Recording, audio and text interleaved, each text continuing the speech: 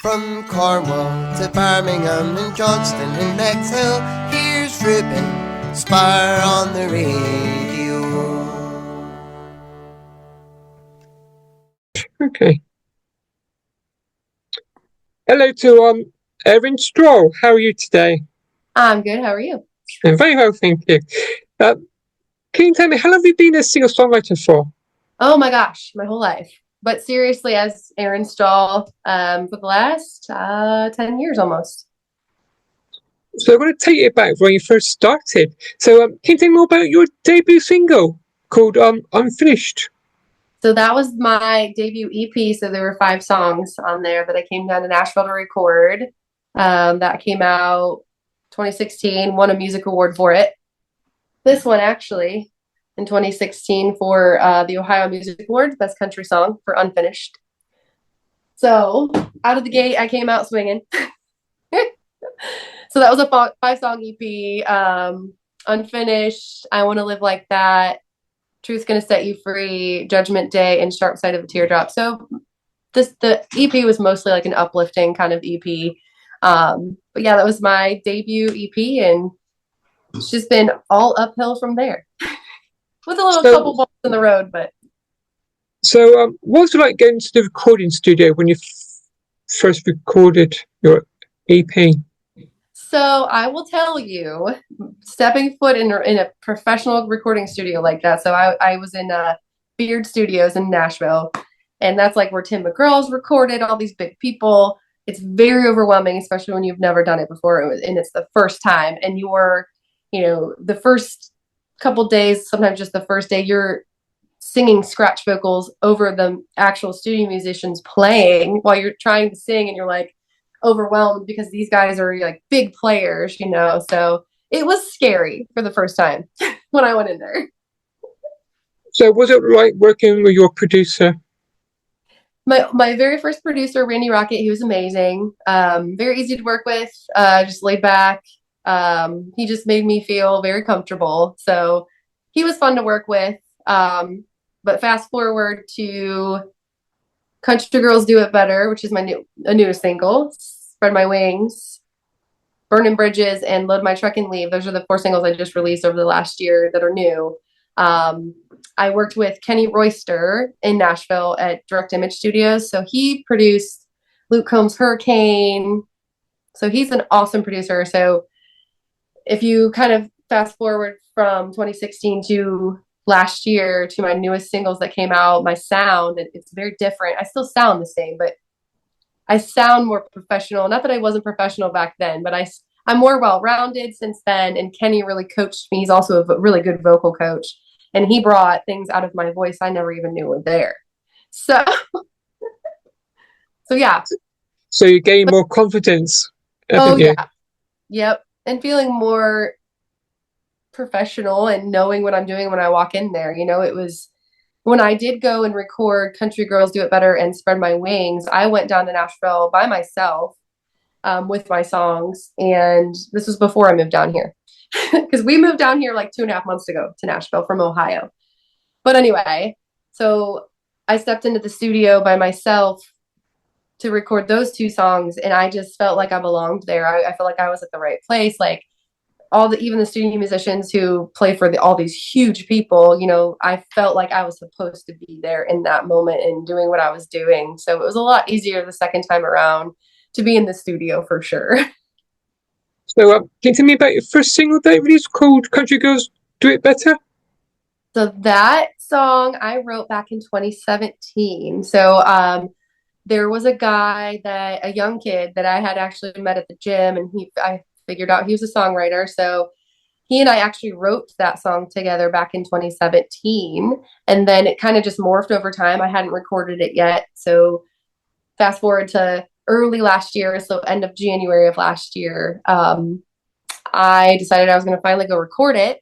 So I raised the money to do that. And, I let him know because he's now a big songwriter down here in Nashville. I let that songwriter know, hey, like I'm finally recording our song, just letting you know. I do kind of want to change some things about it. So we rewrote the song the night before I went in the studio to record it. So what used to be well, it was Country Girls Do It Better, but it used to be Camo Girls Do It Better, but we completely changed it. So, I mean, the melody, everything's the same, the cadence, all that stuff. Just a lot of the words were changed the night before I went in the studio. So during COVID times, it must be quite hard for being a musician during that period.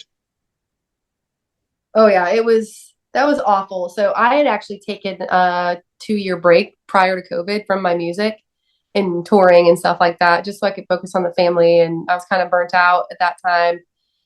So COVID year was the year that I had planned on getting back at it.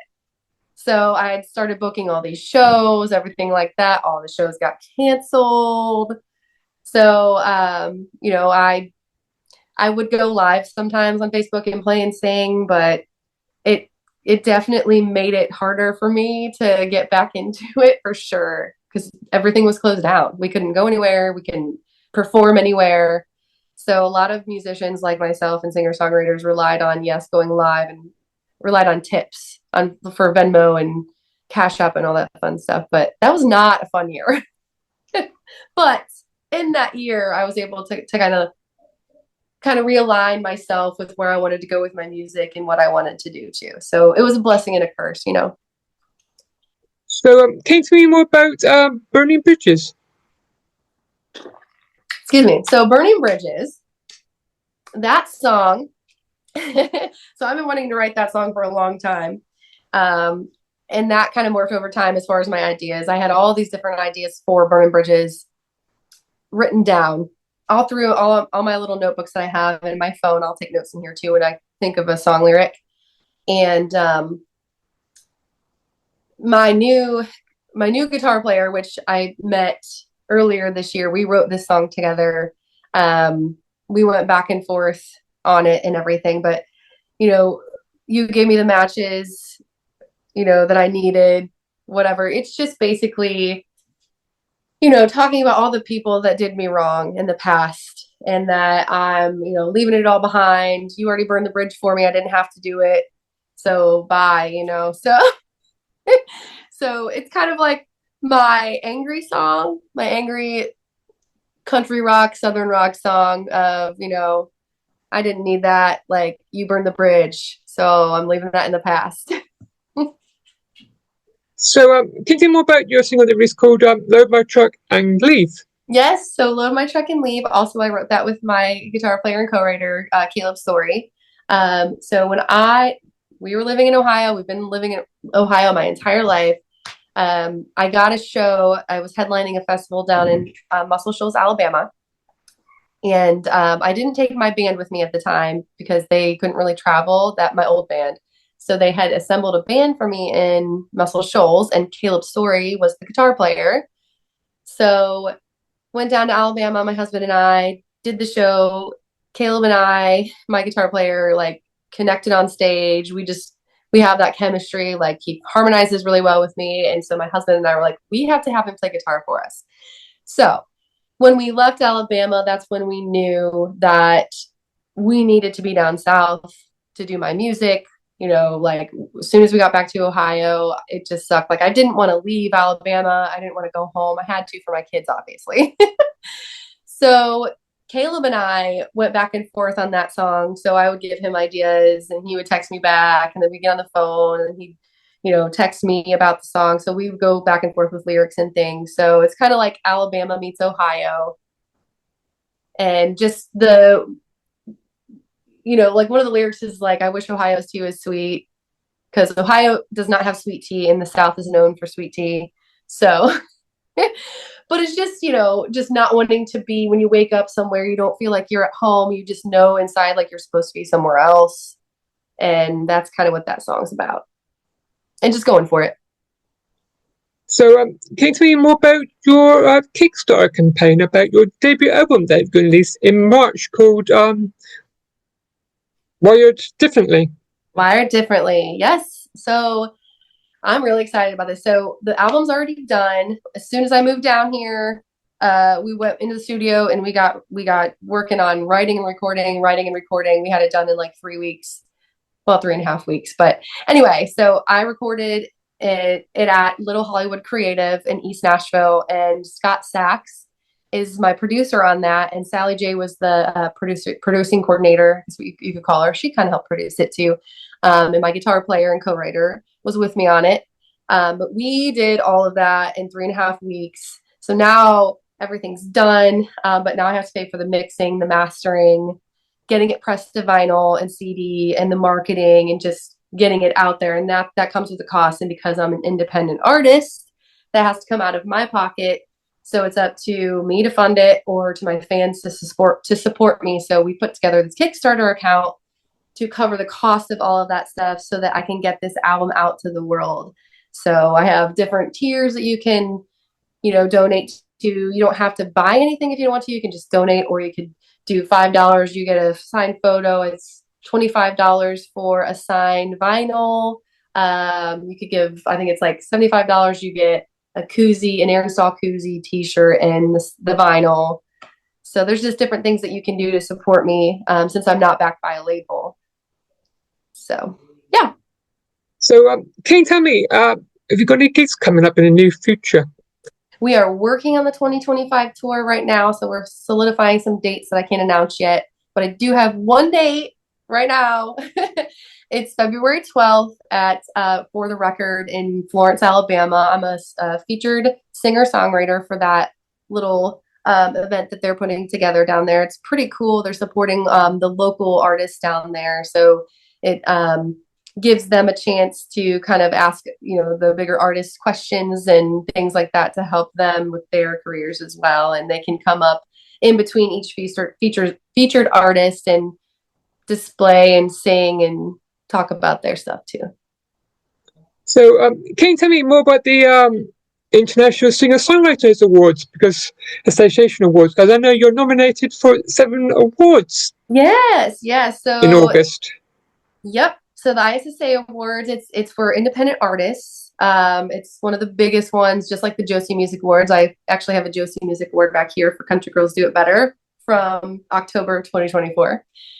So it's held in Atlanta, Georgia, and it's just it supports independent artists all over the world. And it's kind of like the CMAs, but it's for indie artists, which is so important. So she does a good job of recognizing all the talent out there, for albums, singers, songwriters, and musicians, everything, producers, radio stations, things like that. So you could actually get nominated for that too. So I wish you all luck with that. Get nominated. Hopefully you'll get a reward for all your that would be awesome. hard work. So can you think, what's it like being an independent artist for you? So there's pros and cons with everything. So, there's a lot of pros as far as, I can record whatever I want to record. I can record my own songs. I have more control over my creative everything, so I can do what I want to do and not be told what to do. Like a label, like a bigger label, if you're signed to a label, they have way more control over your appearances, where you can record, who you can record with, what you can record. So and then of course on the other side of it is, like I said, being an independent artist, you have to, you have to rely on your fans. You don't have that financial backing like you do with a label. So just finding, the funding to keep going is probably the hardest part, but it's worth it. So finally, can you tell me this? Can I find you on your social media? So you can find me on Facebook. Look up Erin Stroll Music, and then Instagram is Erin Stroll Official. TikTok is Erin Stroll Music, and I feel like I'm missing one. I do have a YouTube channel as well. It's Erin Stroll Music. You can just follow me on that channel as well. Thank you. Let me chat to you today. What's that? Thank you. Let me chat to you today. Oh, yes. It was so nice to chat with you. Thanks for having me. Finally. Enjoy the rest of your day. Thanks. You too. Goodbye. Goodbye.